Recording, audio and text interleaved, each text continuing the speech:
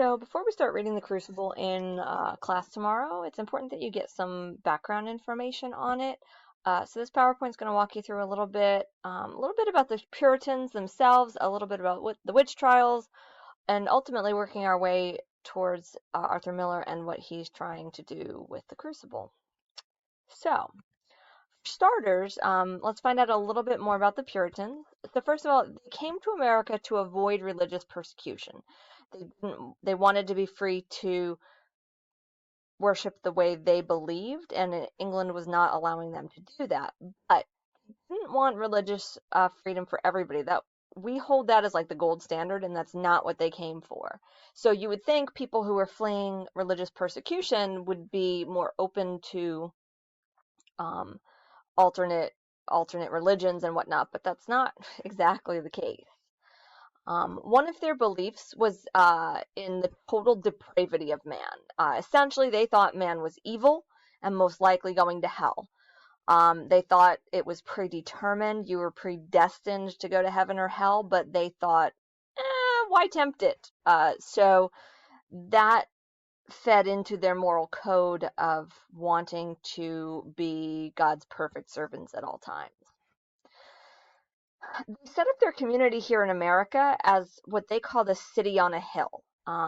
Basically, it means that they want to be a shining example for everybody, and if you're on a hill, you're above everybody else. They really believed that their way of life and their church was going to bring them closer to God, and they believed that it was their duty to spread that as far and wide as they could. They set up primarily an agricultural community. This was, North America in the 1600s. There was nothing here, so they were farmers mostly, which can explain quite a bit about how their life was the way it was. These were not people who were working cushy office jobs. Their life was hard. These were the pilgrims that we think of. One other final very important thing uh, in this book is to know that children and women were really highly repressed in the Puritan society. They didn't have any rights. Girls especially didn't even go to school, and children were better to be seen and not heard. And that's ultimately going to have some effects, particularly on girls, as it relates in this play at least. In the 1600s in Salem, they were governed by a theocracy. You may have heard that term before, but it comes from obviously ocracy, which is that standard uh, root for government. And it starts with theo, which means God or theology. So a theocracy is government through and by God. Everything in Salem, all of their laws were governed by the church. They did not have this separation of church and state that the revolutionaries in the 1700s prized. Had ongoing settlement issues, conflicts with the Native Americans, people arguing over who owned what. This was a brand new community, and they were suffering sort of generalized growing pains. Um, there were always new people coming in. They were starving because they were, farmers, and it was the winter time, and they faced these harsh conditions. So life in Salem in the 1600s wasn't easy, and that helps us understand these people a little bit better. In a theocracy, the pastor of the church is generally in charge. Everything is going to happen in that church building. That church building is going to be the center of the community. The pastor of the church would be the one in charge of enforcing the laws at a local level. Salem witch trials actually ran from February 1692 to May of 1693, so a little over a year from start to finish. And what they were, essentially, was a series of hearings to prosecute individuals accused of witchcraft. Over 150 people in the Salem, Massachusetts area were accused of witchcraft, and ultimately 26 of them went to trial. All 26 of those were convicted. Because of this thing called spectral evidence. So spectral evidence, spectral comes from the word specter, and that meant that Saying something was done by a supernatural power was upheld by the court as proof. So you could stand there in court and go, ow, ow, ow, ow, ow, she's pinching me. And she's like clearly like 20 feet away in the courtroom. But then you could say, well, her spirit did it. And in Salem in the 1600s, the court was like, oh, okay, yeah, that's totally possible. Sure, she's a witch, she's convicted. Ultimately, of the 26 that went to trial and were convicted, 19 of them were executed by hanging, and one of them was pressed to death. The other six ended up not getting hanged for various reasons. I suspect because they happened sort of at the end when it was kind of dying off. So, what are some potential explanations for this? Hysteria. You know, we can sit here in 2017 and say, "Oh my God, these people are crazy. How could they have believed that this spectral evidence was real? How could they have believed that witchcraft existed?" Well, history has come up with some explanations, and Arthur Miller in particular has bought into a couple of them. One of the explanations is that medical conditions were causing these symptoms that were attributed to the supernatural. So, obviously, if somebody says, "Oh my gosh, I feel so sick to my stomach," you know, she's doing it to me by her spirit, that obviously could have just been she ate something bad for her. In fact, one of the theories has to do with the wheat that they were growing, and potentially that it might have been moldy and that could have caused some hallucinations that some people were having.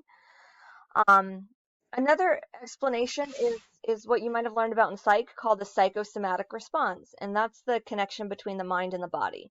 If you believe badly enough that a symptom is happening or that you have some sort of disease, you can physically cause your body to have a physical response to it, and that is a potential explanation here. I mean, these girls believed that they were being attacked by these witches, and so it's quite possible that their bodies did react in the way that they believed it because it was so strong in their brains that it was happening. um, Arthur Miller's one of Arthur Miller's big points here is that there was a lot of personal vengeance going on, people accusing each other because they didn't like each other. There was jealousy, there was attention getting, and we're going to see that really early on in Act One when we read it. That there were sort of just community issues that were causing them to lash out at each other. Very, not supernatural at all very normal, but because of the society that they had created and that they lived in and what they believed, they lashed out at each other. Most widely accepted explanation for the Salem witch trials was the idea of mass hysteria. Mass hysteria happens when people's fear overcomes them and they react in really outrageous ways. The mass part of that is when it happens on a large scale within a society. The important thing to know about hysteria is it's based on fear. So in Salem in the 1600s, this community was scared. They were scared of anything outside of their very insular little community and their Bible and everything they believed. So when things seemed to be happening outside of their control, they reacted in a very visceral way, overreacted, and then it kind of took hold of the community and they started feeding off of each other, which made it all the more worse than it might have been on a singular individual level. Now, a little bit about Arthur Miller. He's the author of The Crucible. He was born in 1915 and he died in 2005. In fact, the first time I read The Crucible when I was in high school, he was still alive. I remember watching a video of him giving an interview fairly recently at that point. He was a writer, obviously. He wrote plays, screenplays, fiction, and nonfiction. He's most widely known for his plays. In particular, The Crucible is a big one. Death of a Salesman is another big one. That's probably my second favorite thing to teach beyond The Crucible. And he wrote another very popular play called All My Sons. But in reality, he wrote dozens of things. These are just the ones that he's most well known for. He was married for a time to Marilyn Monroe. Um, Little tidbit of interest about him in the 50s or 60s.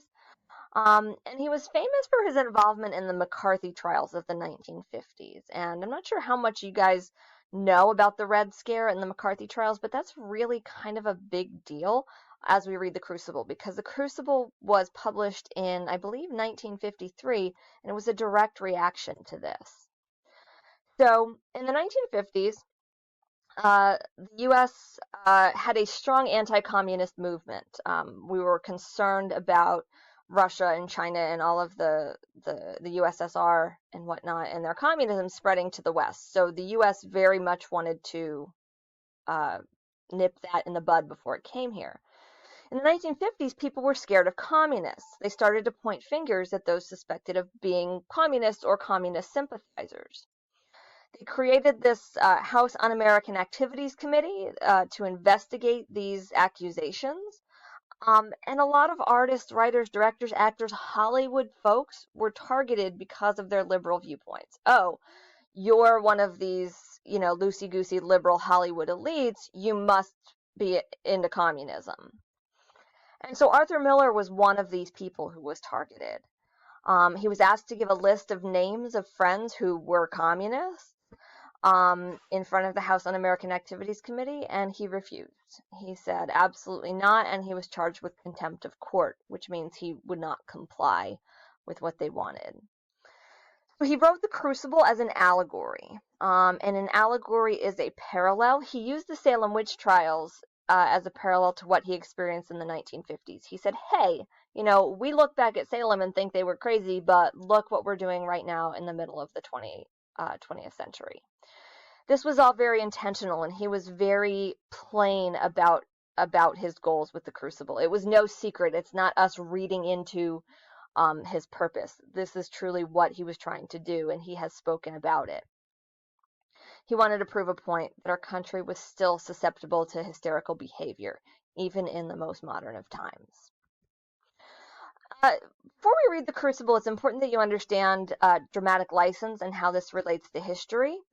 It's not strictly factual, okay? Yes, the Salem witch trials happened, but this is a dramatization. Changes had to be made for the sake of telling a cohesive and interesting story. History is great, but it's not always something you want to see played out minute by minute on stage. So drama requires a little bit of changing on the part of the author. Characters in this play are based on real individuals. If you go to Salem, you'll see these names on the headstones. However, some relationships have been created, some ages have been altered. For example, in real life, Abigail was very young and John Proctor was a little bit older. But the ages, for purposes of storytelling, the ages of the girls got raised a little bit, so they were more teenager-ish. And the relationships that Miller is putting forth here are not historical. They are dramatic based on his interpretation of events. The timeline has also been compressed. So the actual Salem witch trials lasted for a little over a year. In this case, they run over the course of about 6 months, from like spring to fall. And that is a real quick 15-minute overview of The Crucible. I look forward to reading it with you guys tomorrow.